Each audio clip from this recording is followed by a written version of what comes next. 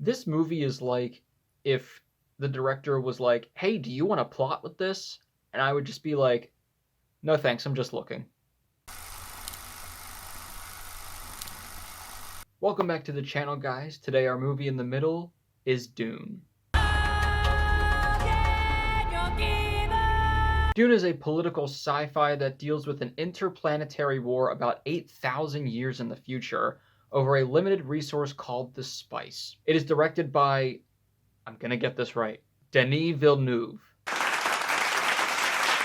It stars Timothée Chalamet, Oscar Isaac, Josh Brolin, Jason Momoa, Rebecca Ferguson, Zendaya, Dave Bautista, Javier Bardem, and Stellan Skarsgård.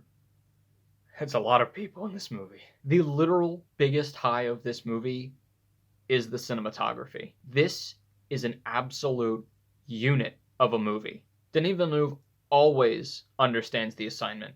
He is able to take sci-fi, or literally anything, and just make it very, very big. We've already seen this in movies like Arrival and Blade Runner 2049, where the scale just looks so big, both conceptually and in terms of the shots. And this movie probably showcases that the best. It is big. You know what? No. It's huge. No. It is fucking-normous. Now, I saw this in IMAX, so obviously it's going to feel even bigger, but honestly, no matter where you see this movie, as long as you see it in the theater, you're gonna freak out because every single shot just somehow feels bigger than the screen it's on. I have no idea how he does it, but it just brings you into the world so much because everything just feels massive. Like you are standing in front of this ship or this planet or whatever it is. Even in the small moments, everything just feels large. For example, the sandworms, which is something that people are anticipating for this movie. I thought they were big when I first saw them, and then they just kind of kept coming out of the sand, and I was like, this is just one of them, and whatever you think it is, it's actually like 10 times bigger. That's not the worm. That's his tongue.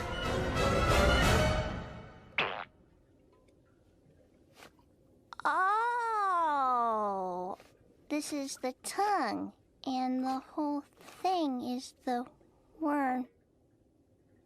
Run for your life! And not even just the size of the shots, but light in this movie and color. There are whole scenes that pretty much feel like they're just a black and white movie, and it's gorgeous.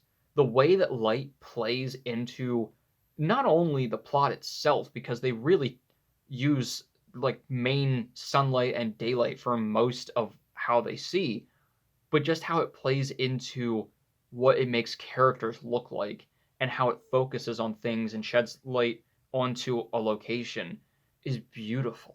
The other technical aspect that really immerses you in this world is the sound design. Again, I saw this in IMAX and I saw it at AMC theaters, which they have redone their sound design. They call it sound that moves you, and like, it's kind of true.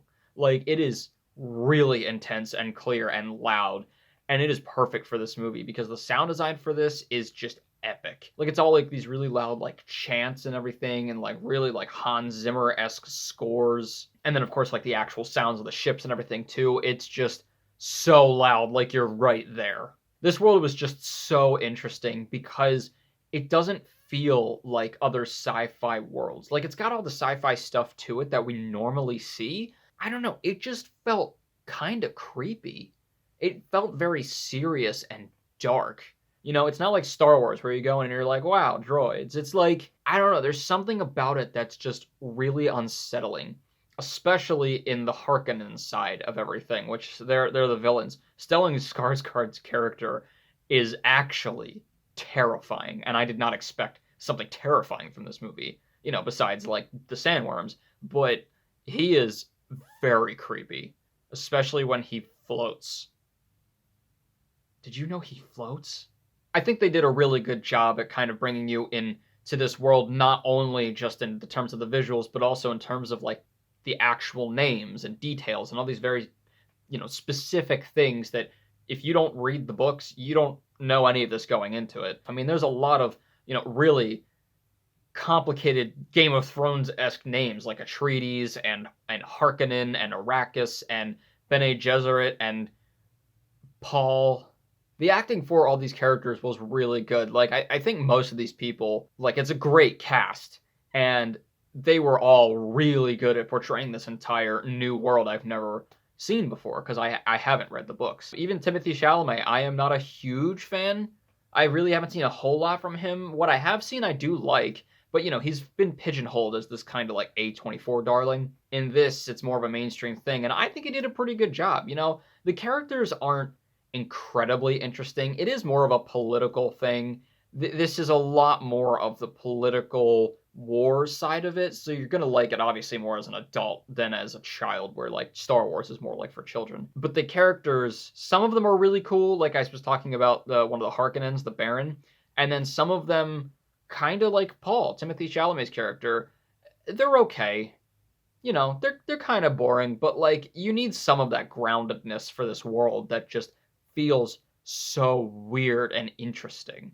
I will say Timothy Chalamet's character of Paul is kind of cool. Like, I feel like I could follow him into any battle or anything, and I'm going to be fine because he just has that confidence and that authority.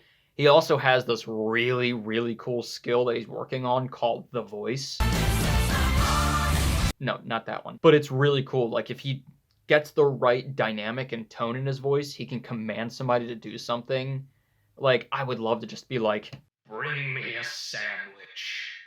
It'd just be so cool.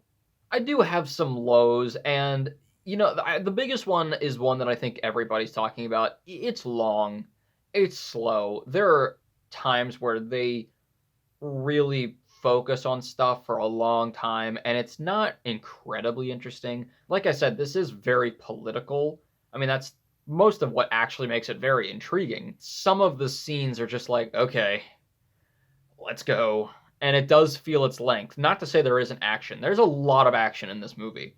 But there are some times that, considering it is 2 hours and 35 minutes long, you're just like, and by the time you get to the end, because it's a part one, which thank God they've lit part two, and I think, part three, they're going to make it a whole trilogy. By the end, it doesn't feel like we're getting to the end. It feels like this is another part, and then, okay, I think it's over now. So it feels like it's not coming to an end at some point. It definitely feels like they've progressed to something different, but it does feel its length, and it can be pretty slow at times. Also, I was really surprised that 2 to 3 characters that are marketed for this movie in the trailer a lot are really not in it that much. 2 of them I kind of get, Dave Bautista and Javier Bardem, but the one I was really surprised about was Zendaya. She's like the second main one that they were putting in all the trailers. I get it because like she is a main part of the movie philosophically, I guess, for Timothy Chalamet's character, but because of who she is in the plot itself, same thing with Dave Bautista and Javier Bardem, they're not going to be more in it until the second one. This was focused on a bunch of other characters. The second one's going to focus on them more. So I'm excited to see them come back. But I gotta say, that had to be the easiest paycheck Zendaya has ever gotten. All she had to really do was be like,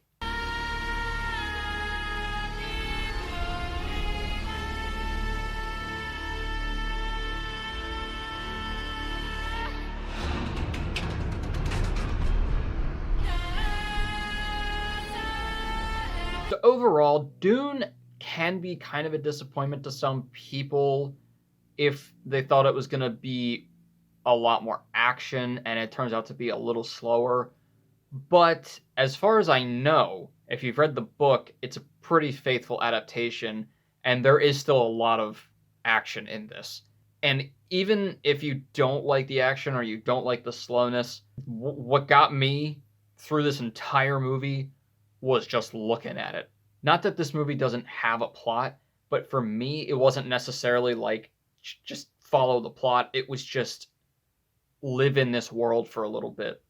Just experience the newness of this world, because it's just, there's something about it that's just different and interesting.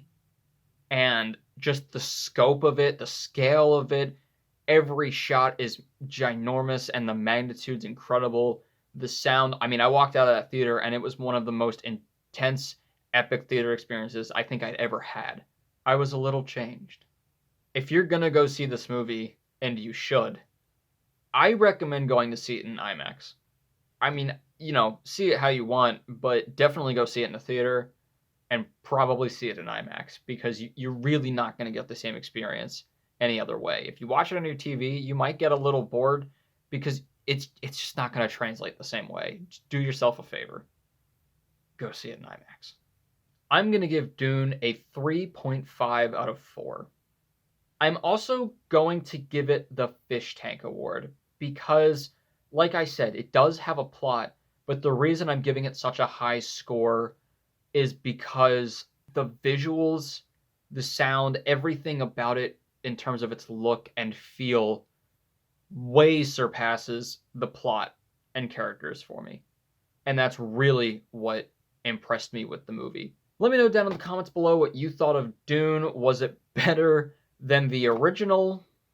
Probably has to be, I think. And what did you think compared to the books if you have read them? I still want to read them because I've heard that they are very good. And after watching this movie, I'm very intrigued to see what happens in the second and third one. And as always, keep your hopes high, your stress low, and movies right in the middle. I'll see you guys later.